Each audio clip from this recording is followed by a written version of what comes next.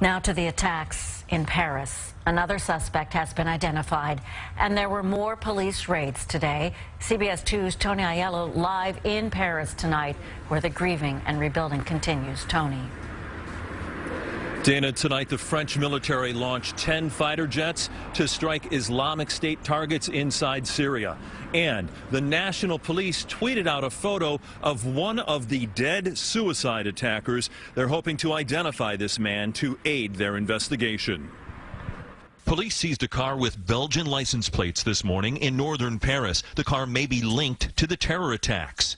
Several of the terrorists have ties to Belgium, including the suspect who got away, 26-year-old Salah Abdelsam. Overnight, security forces carried out more than 100 raids in France and Belgium. Police seized weapons and arrested more than a dozen suspects. Islamic militants claimed responsibility for the attacks, which killed 129 people. France is demanding its European allies support military action against ISIS.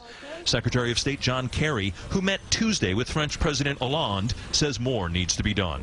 We have to step up our efforts to hit them at the core, where they're planning these things. Tuesday, outside the Bataclan Cafe, where 89 people died from bullets and suicide bombs, a young Muslim asked to send a message to America.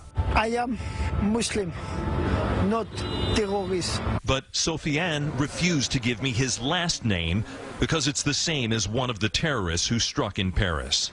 In the aftermath, some Muslims here are worried. Do you feel that people look at you suspiciously? Yes. We are trying hardly to be like others.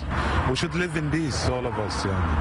But French papers are full of headlines. The socialist government ready to wage war to destroy the ISIS terror networks. And few political leaders have issued a call for solidarity with Muslims, as they did after the terror attack in January.